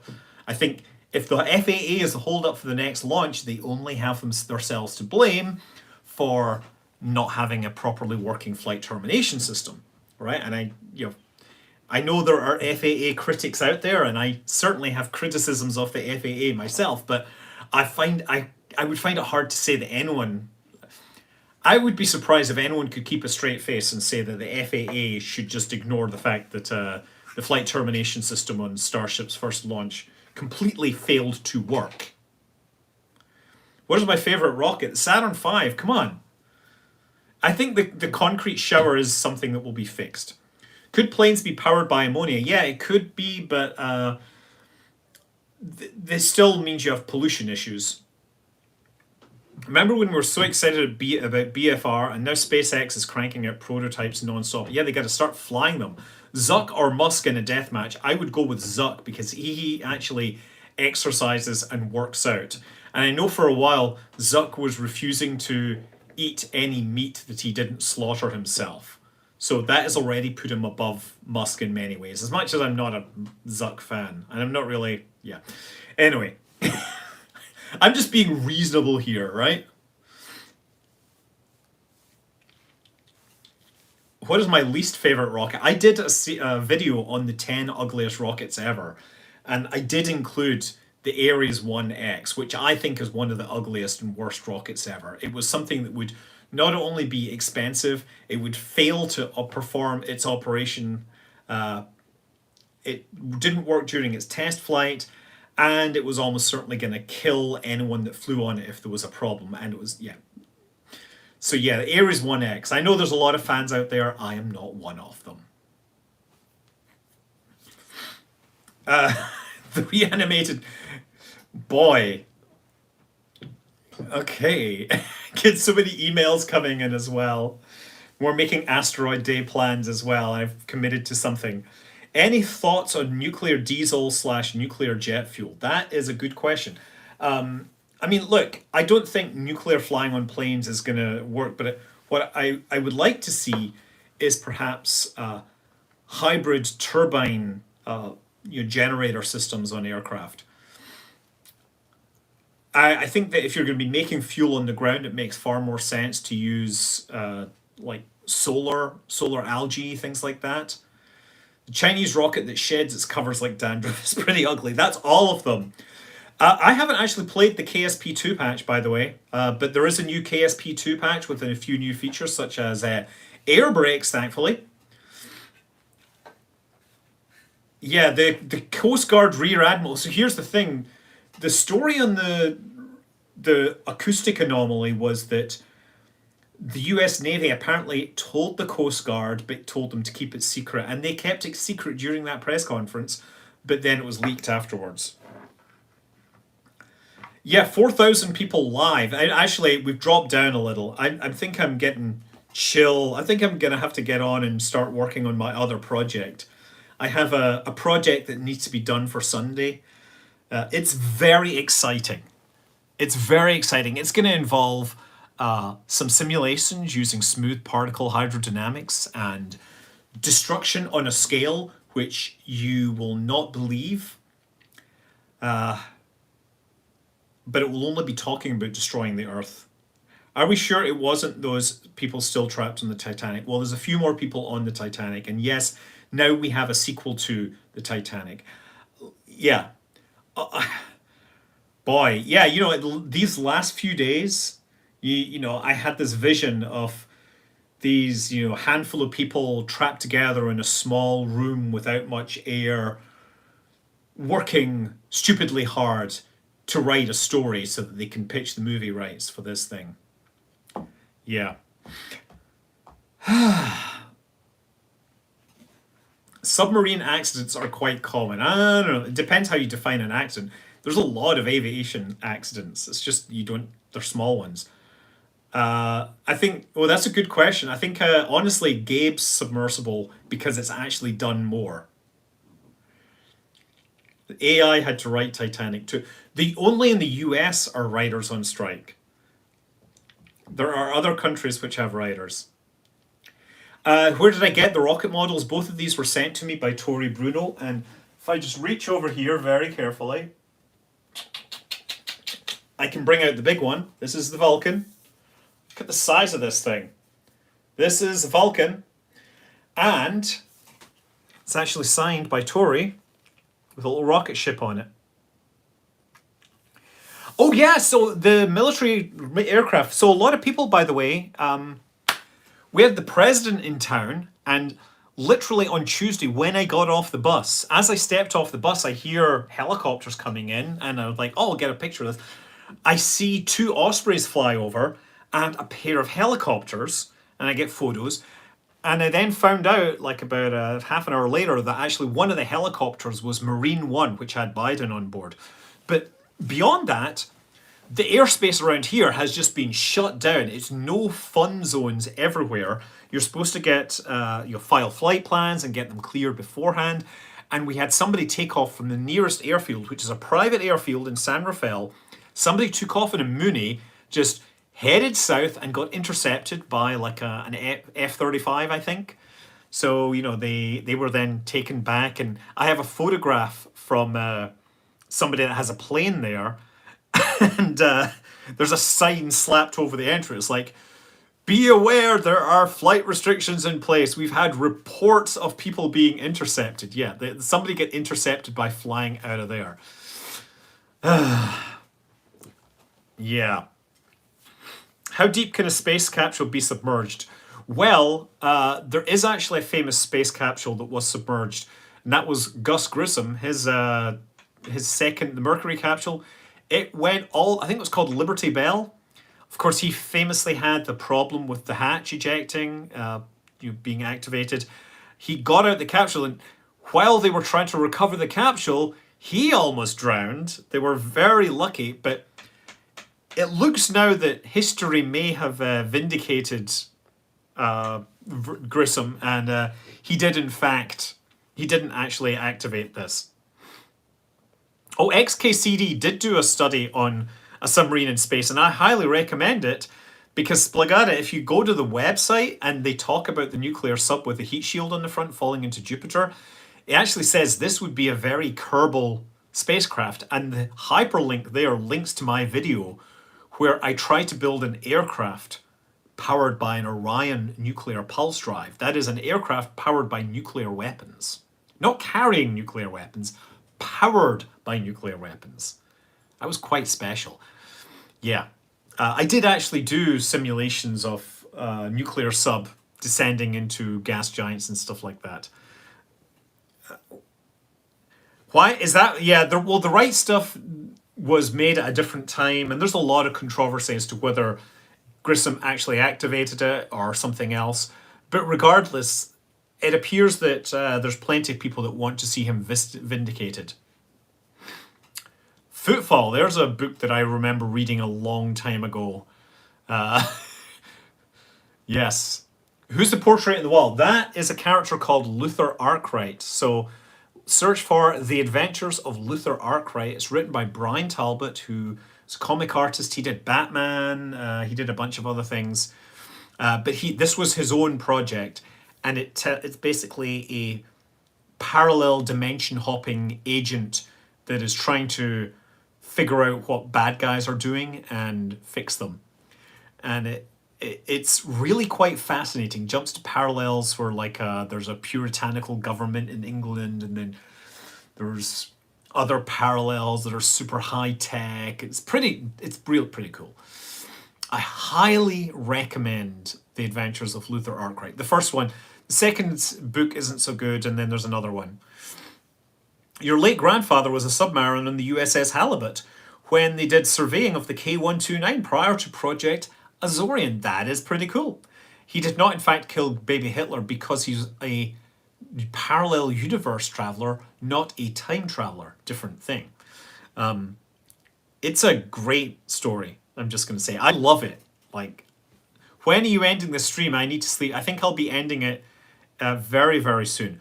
Why does anyone use oxidizer-rich stage combustion given the horrible engineering problem? Vicky McDonough, the reason why you use oxidizer-rich stage combustion with hydrocarbon fuels is if you use fuel-rich stage combustion at high pressures, the hydrocarbons will polymerize and then they will form this gunk on every surface. And you can basically end up destroying, you'll jam your turbine blades, you'll ruin the geometry. So you need to go oxidizer rich so that stuff burns off. That's why. You're making a submarine from the depths. That's a game I remember. An inherent flaw of helicopters is the way their wings are arranged. Yes.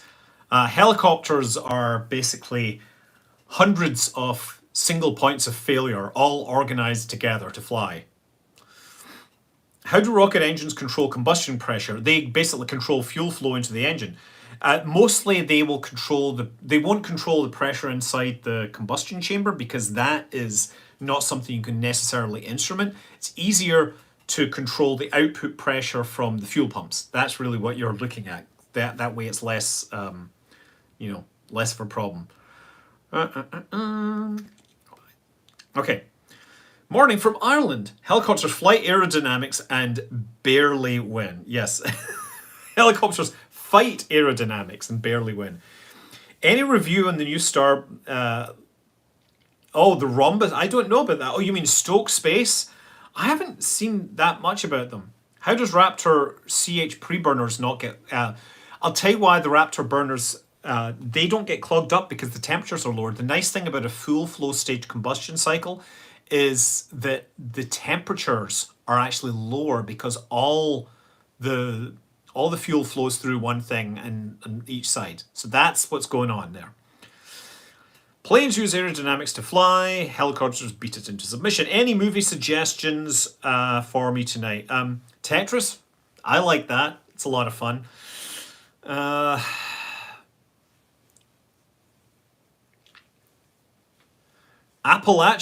Oh, I like Appalachia. I mean, I like the music for sure. Big fan of bluegrass Appalachian music, right? What in space technologies in the past would I like to see revisited? Well, I'm obviously the lunar lander.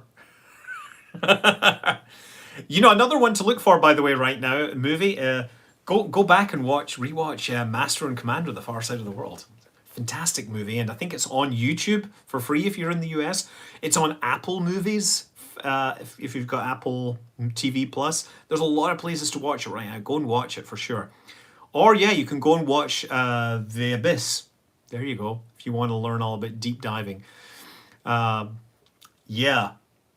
I'm going to say, yeah, you can imagine Titanic too, like, instead of looking for a necklace, they're looking for somebody's Bitcoin cold wallet. I don't know. Anything will fly if you apply enough power. It is true. By the way, I'm not sure about where I'm going to stand on the Oppenheimer versus Barbie thing. I am looking forward to Asteroid City. Isn't that this weekend?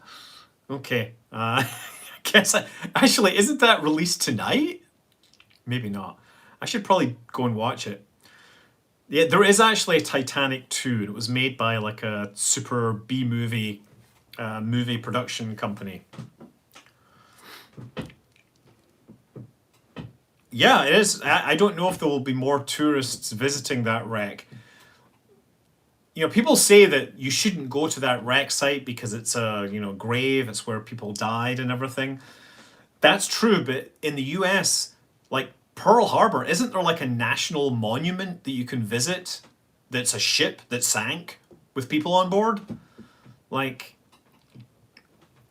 yeah. You know, at one point, actually, Richard Branson was trying to get on the Titanic tour thing as well. And I believe the hull he bought, the company refused to validate it for multiple dives because it was made of carbon fiber. I think they might be the same company that actually made the hull for the Titan.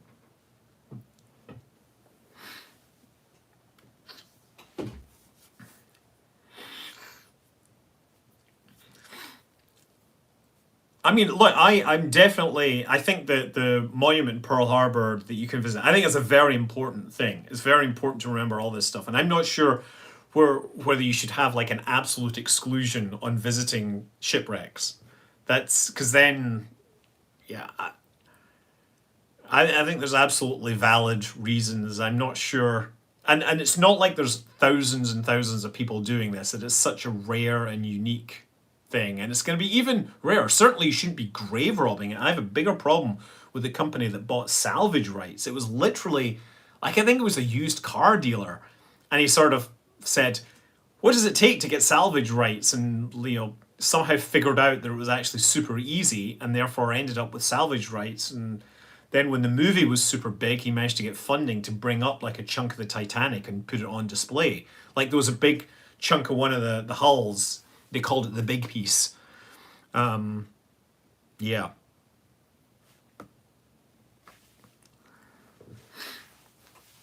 Oh, man.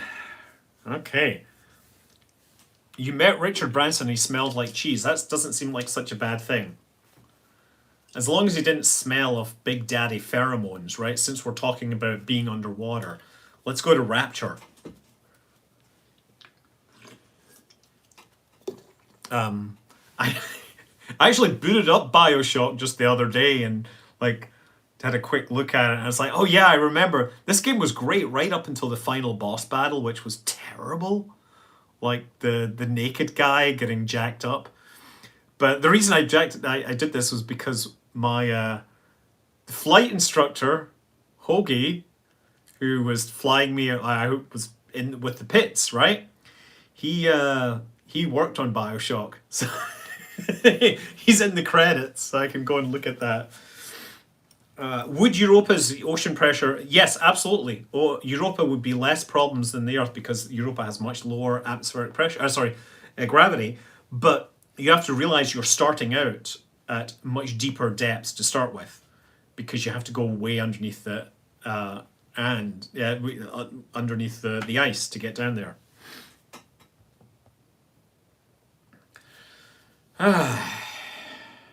Okay, we're definitely getting towards the end of this. Can you talk about Lagrange points?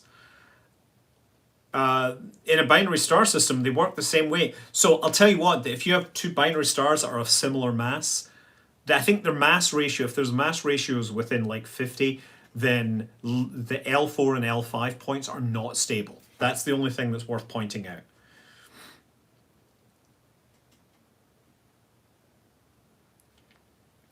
Well, there's Bioshock Remastered.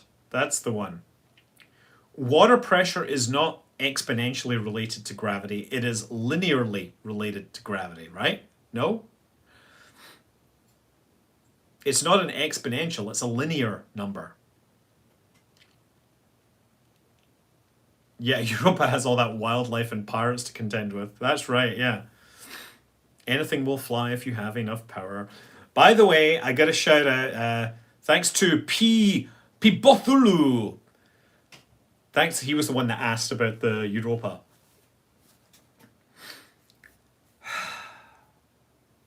I don't know, the chat is just breaking down, by the way, on this. So I think at some point I have to calm down. I have a Lego build that I'm supposed to do, by the way. I got a Lego model from, who was it? From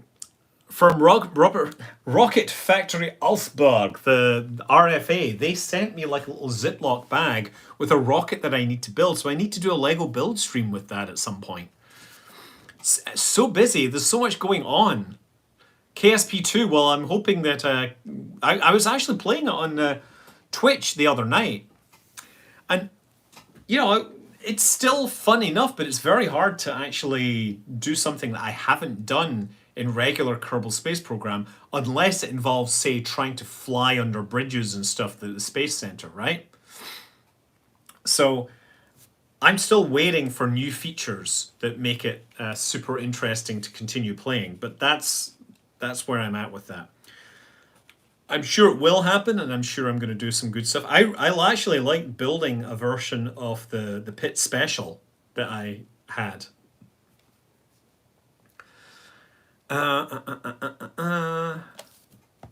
What else? Anything?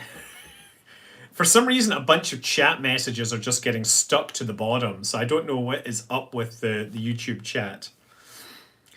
You know what? No, I think KSP1 did need to be completely rewritten, but they need to. I'm not sure how much of it actually got rewritten, and I'm worried that they went into the early access a little too early. That's what I'm worried. Once Interstellar is out, will we get Interstellar Quest 2? Maybe. That seems like a fun thing to actually do. Would the implosion of a sub be powerful enough to set off a nuke? No, it wouldn't, unless it was okay, you might get a fizzle, right? If you had a hollow pit, you might get a fizzle, but probably not, right? The pressure that is generated at the core of an implosion device is comparable to the pressures at the core of the Earth, according to some source I read, and I can't remember what one it was. So the pressures involved at the ocean could certainly squeeze the thing down and definitely make something into a critical mass, but it probably wouldn't happen fast enough and symmetrically enough to generate a large enough boom, right? Especially with the problems of pre-detonation with reactor-produced plutonium-238.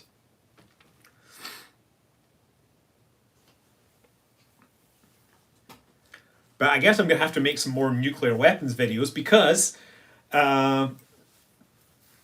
yeah,